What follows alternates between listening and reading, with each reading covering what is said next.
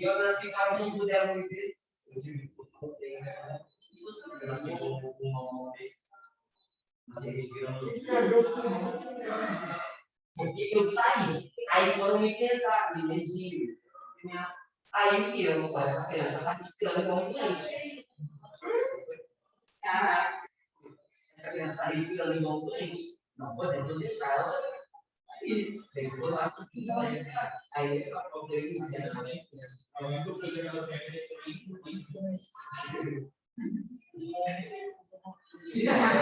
mas é por causa do. Vamos lá.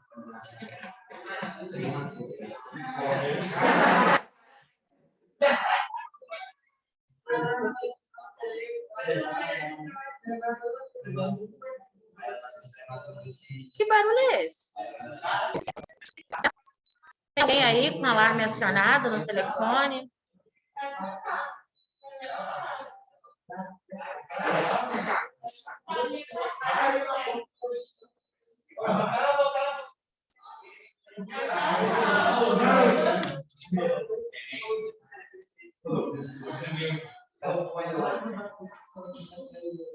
É assim, pode ser que a gente pode ter isso também, pode ser. Mas o som é muito mais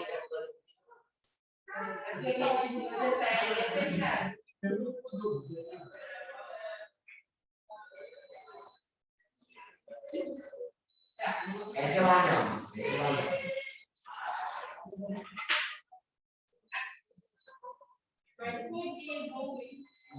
Isso vai dizer.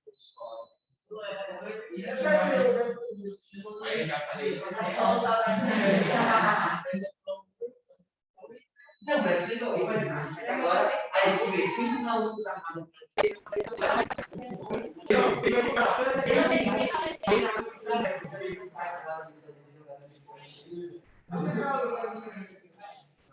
Bom dia para quem está em casa. Eu não fui também, mas eu acho que vai ter cabeça branca. Vai ser lá,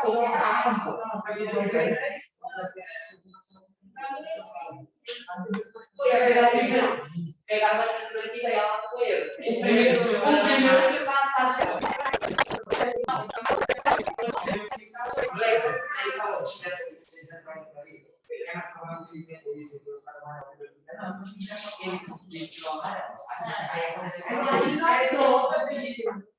Agora eu vou compartilhar. Já vou deixar a outra tela aberta. Se eu consigo colocar.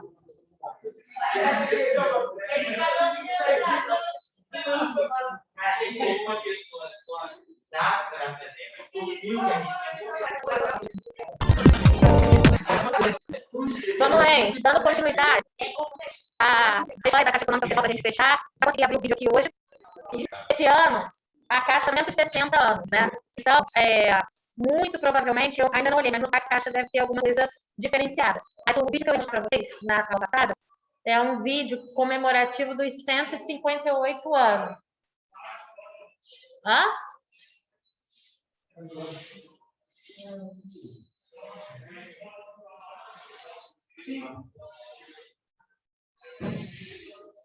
É sério que você vai ficar sentado aí atrás da cadeira?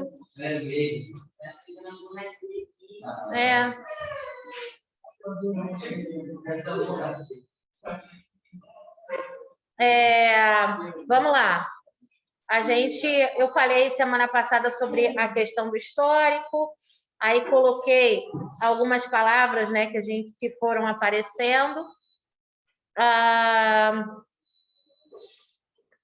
Empréstimo por consignação, tá? Isso aqui a gente viu. Foi assinada a primeira hipoteca também. Então, continuando aqui.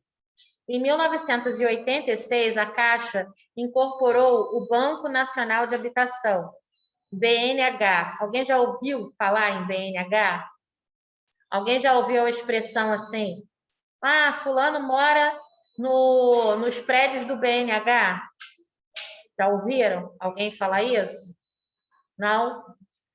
e assumiu definitivamente a condição de maior agente nacional de financiamento da casa própria e importante financiadora do desenvolvimento urbano, especialmente do saneamento urbano. No mesmo ano, com a extinção do BNH, tornou-se o principal agente do Sistema Brasileiro de Poupança e Empréstimo, administradora do FGTS e de outros fundos do Sistema Financeiro de Habitação. O que acontecia? Era muito comum, principalmente durante o regime militar, que as ações para que as pessoas tivessem a sua casa própria fossem conduzidas pelo BNH. E aí o BNH construía conjuntos, e esses conjuntos eram vendidos principalmente para quem era funcionário público, e isso era descontado em folha. Né? O que era o desconto em folha? É o jeito de dizer que já descontava diretamente do contra-cheque do funcionário. Né? E aí, esses prédios do BNH, eu não sei se o IPASE, aqui na Praça Seca, é do BNH, não sei dizer. Mas lá em Oswaldo Cruz, quando quem passa ali na Rua João Vicente, né? Tem ali o centro, passa o Colégio Santa Mônica e tal, aquela rua que vai até Bento Ribeiro, até Marechal Hermes, né? Ali, os conjuntos de Oswaldo Cruz foram construídos na época do BNH. Né? Então, eles chamavam de conjunto habitacional. Tá? E tem vários pelo Rio de Janeiro. A Cidade Alta, né, que hoje praticamente se transformou numa comunidade, ela começou com o BNH. Então, os bancos privados, lembra daquela aula que eu mostrei, a diferença de banco público para banco privado, né? Os bancos públicos, eles podiam fazer esse sistema de financiamento, mas o governo queria que tudo ficasse centralizado num lugar só. E foi aí que a Caixa Econômica Federal começou a assumir esse sistema de financiamento, né?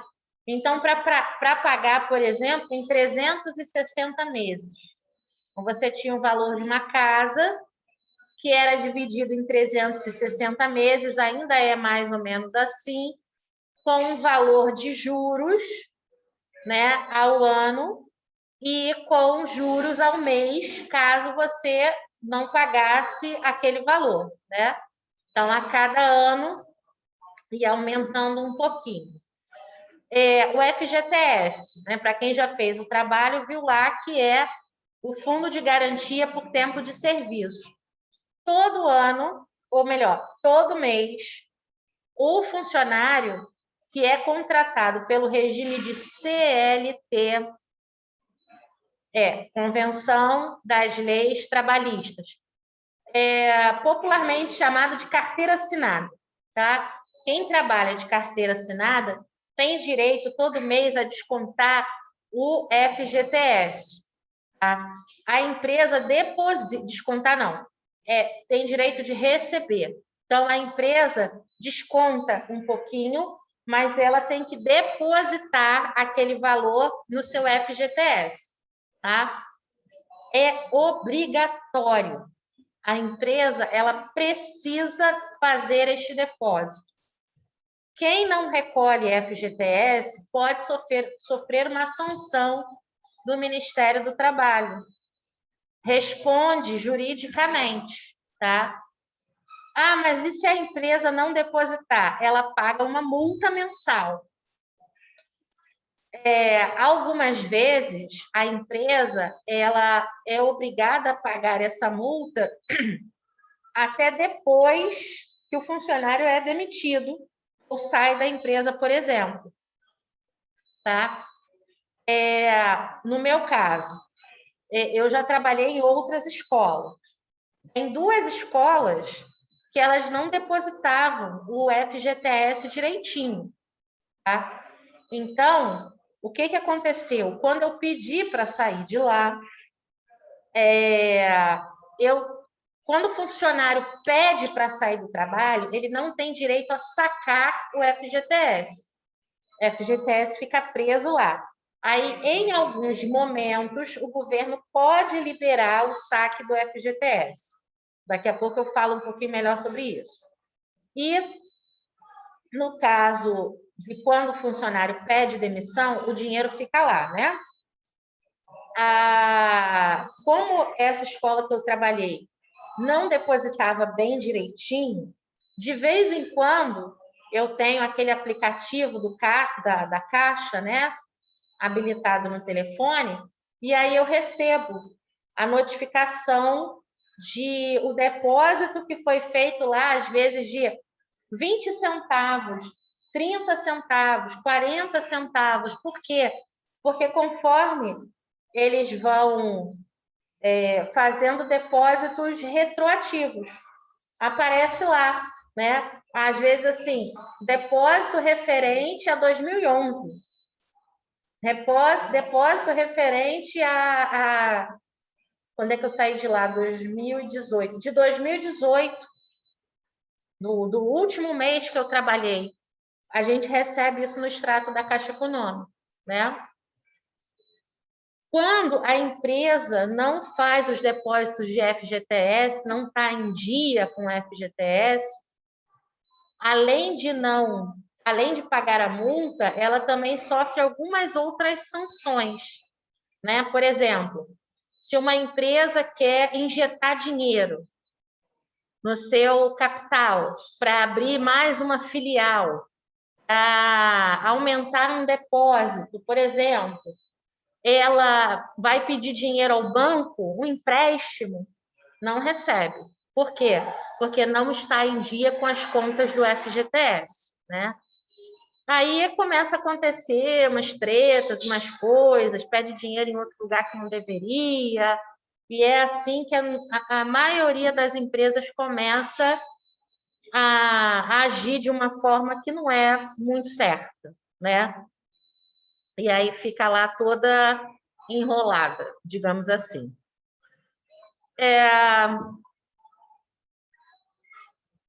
Desde o início, a Caixa está alinhada às necessidades da população.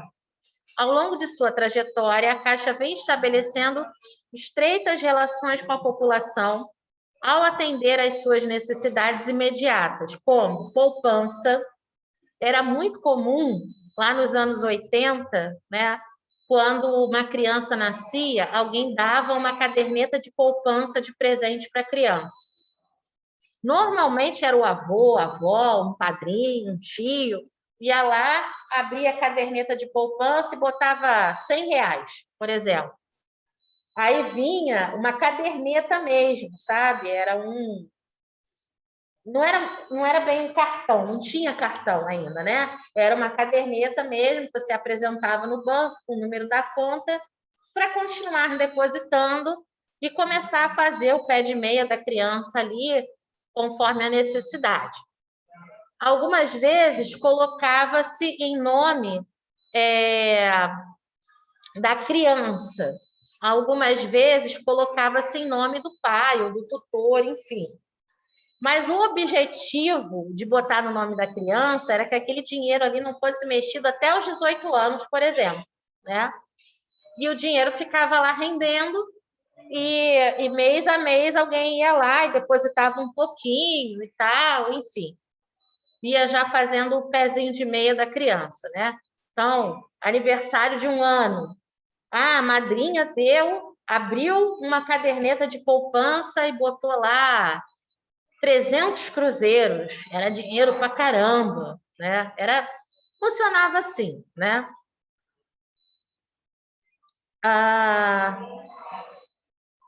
Onde é que eu tô? Empréstimo, FGTS já falamos. O PIS. O PIS é o seguinte, o Programa de Integração Social. Já ouviram falar? Já pode, todos que trabalharam no ano de 2021 e receberam até um salário mínimo, ou um salário mínimo e meio, eu não sei qual é o percentual agora, tem direito a receber o PIS. É um salário a mais que você recebe, um salário mínimo, tá? O PIS, ele tem como objetivo movimentar a economia, ajudar ao trabalhador que tem uma renda menor a comprar alguma coisa, a sanar alguma dívida, a fazer uma obra, né? Então, ele tem direito a movimentar a economia. O FGTS, às vezes, tá? O governo, ele libera lá o saque do FGTS. Gente, que barulho chato. Não está incomodando vocês, não? Caraca! Explode logo. O governo libera o saque do FGTS para dar uma movimentada na economia, ou mesmo como uma forma de recurso para salvar as pessoas, né? Mas não é porque o governo é bonzinho, não, gente. É porque o governo precisa de dinheiro, é a forma, aquela história que eu falei, pode produzir dinheiro na Casa da Moeda e botar na economia? Não, não pode. Como é que faz, então? Tem dinheiro guardado no banco. Vamos liberar essa galera, esse dinheiro aí para essa galera, para injetar dinheiro na economia? É mais ou menos assim, tá? Então, por exemplo, em 2017, o Michel Temer, que era o presidente da República na época, ele liberou o saque do FGTS de contas que estavam inativas, né? Então, por exemplo, essa escola que eu pedi demissão, eu não pude pegar o meu fundo de garantia lá, ficou preso. Quando o Michel Temer lançou essa medida provisória para que a gente pudesse sacar o fundo de garantia, meu marido também tinha. Aí eu peguei um pouco do lado meu, né, raspei lá de todas as contas inativas que tinham lá, ele também pegou do dele, e aí o que a gente fez? O valor que estava ali não dava para a gente comprar um apartamento, não dava para a gente fazer muita coisa, mas dava para viajar. Ano que vem a gente faz 15 anos de casados, vamos viajar? Vamos. Aí a gente aproveitou a oportunidade e fomos fazer um mochilão em Portugal, né? Então, assim, injetou dinheiro na economia? Mais ou menos, a gente foi para fora do país. Mas, de alguma forma, a gente teve que gastar aqui, teve que comprar roupa de inverno, mala, enfim. Ficou um pouco de dinheiro aqui dentro, né? Outras pessoas pegaram, muita gente pegou para viajar, né? E teve gente, inclusive, que viajou e não voltou nunca mais, né? Foi quando teve aquela evasão de brasileiros indo para Portugal, para Espanha, Estados Unidos também. Mas teve muita gente que fez obra, né? Comprou móveis para dentro de casa. Foi um dinheiro, assim, que veio em boa hora naquele momento para a economia brasileira. Aí tivemos 2019, e o que aconteceu em 2020? Pandemia. A maioria, assim, das pessoas ficou com dificuldade financeira. Muitas empresas quebraram, algumas reduziram o salário, e aí o presidente atual da República, junto lá aos seus ministros e secretários, resolveram liberar alguns saques de FGTS normalmente. Para quê? Para que as pessoas tivessem recursos, né, de maneira emergencial. Então, o nome desse saque foi até um saque emergencial ao FGTS, que eu acho que foi de R$1.000, né? Só podia pegar até R$1.000 para poder equilibrar as suas contas, né? O seguro-desemprego, todo mundo sabe o que é o seguro-desemprego? Alguém sabe o que é o seguro-desemprego? O trabalhador que trabalha de carteira assinada, se ele for demitido da empresa, se ele pedir demissão, não. Mas se ele for demitido, ele tem direito ao seguro-desemprego. Ele vai receber, eu acho que são 6 meses, um valor proporcional ao valor que ele recebia de salário. Que normalmente, né, fazia-se uma conta de que a pessoa ela demorava 6 meses para se recolocar no mercado de trabalho. Você não é obrigado a pegar o seguro-desemprego, mas você tem um tempo, né? Então, por exemplo, fui demitido, estou procurando emprego, 3 meses não consegui, vou lá e aciono o seguro-desemprego. 6 meses não consegui, vou lá, mas tem um tempo para você fazer isso, tá? E uma grande, além de outros benefícios, né? A Caixa Econômica Federal, ela domina a questão da loteria federal, né? A loteria. Então, jogaram licitamente no Brasil, o jogo que é permitido é através da Loteria Federal. Todos os outros sorteios que são feitos, eles precisam ser inscritos na Loteria Federal, principalmente se for sorteio que dá carro, casa, dinheiro mesmo, em espécie, tem que ser inscrito na Loteria Federal.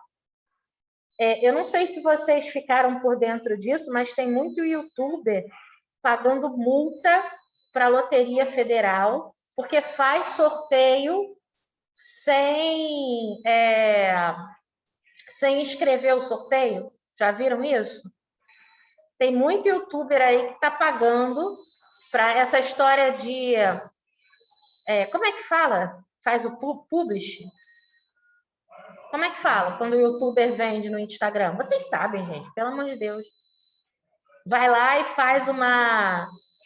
Pega lá o copo. Ah, esse copo aqui da Miniso, não sei o quê, não sei o quê. Como é que é o nome disso? É publi, é isso? Isso tem que ser autorizado pelo Instagram, não tem? Aí, se eles dizem assim, nós vamos fazer um sorteio para todas as pessoas que curtirem e tal, não sei o quê. Esse sorteio, né, se ele é um publi, né, ele tem que ser registrado na Caixa Econômica Federal. Aí, a maioria não faz. Aí, a Caixa pode ir lá e dar uma multinha para a pessoa, né? Então, diminuiu até bastante essa história de famoso fazendo sorteio na internet. Porque não quer associar seu nome, a sua marca, enfim, a uma sanção do governo, né? E para a gente terminar aqui, desde que foi criada, em 1861, a Caixa sempre buscou ser mais que apenas um banco, mas uma instituição realmente presente na vida de milhões de brasileiros. Esse texto aqui eu peguei na Caixa Econômica, né? Por isso que é um texto tão assim romântico, né? Falando da Caixa. Ela é, por exemplo, agente responsável pelo Fundo de Garantia, Programa de Integração, institutos que são presentes na vida do trabalhador formal.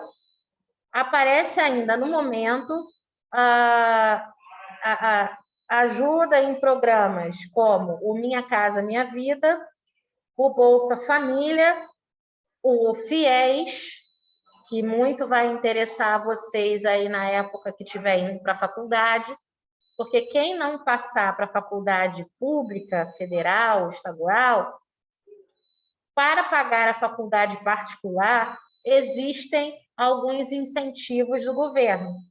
Um deles é o FIES, né? É uma espécie de financiamento que é feito para pagar a faculdade, né? E agora parece que vai ter um outro programa do Minha Casa Minha Vida, que é o bandeira verde e amarela, casa verde e amarela, uma coisa assim, que é um outro tipo de financiamento também, que vai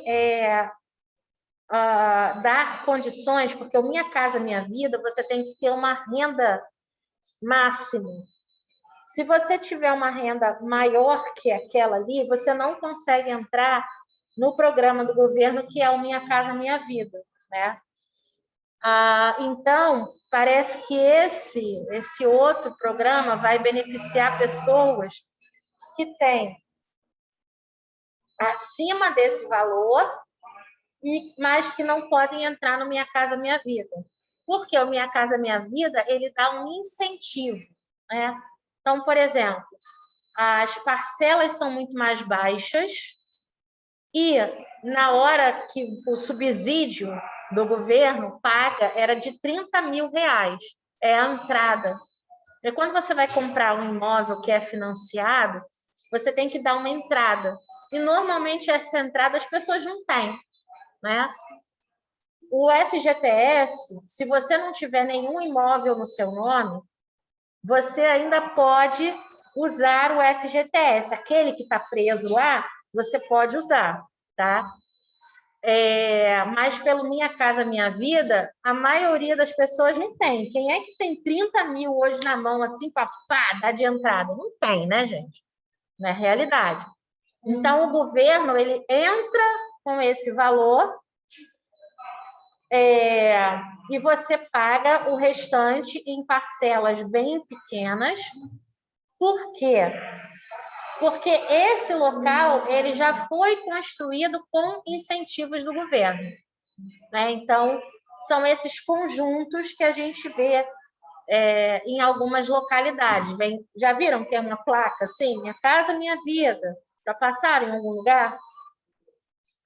Que tem Minha Casa Minha Vida, é porque tem lá o incentivo do governo, tá bom? Faltam 5 minutos, né? O pessoal que está em casa, eu vou terminar a aula aqui, porque eu vou dar visto no caderno de quem... Foi caderno ou foi folha que eu pedi? Tá. Eu vou recolher o material de quem está na sala, tá bom? Beijo para vocês. Tchauzinho.